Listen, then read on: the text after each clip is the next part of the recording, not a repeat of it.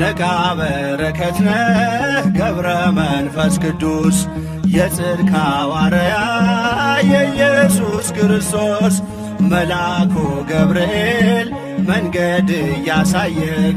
በተጋድሎ ዘመን ካንተ መች ተለየህ?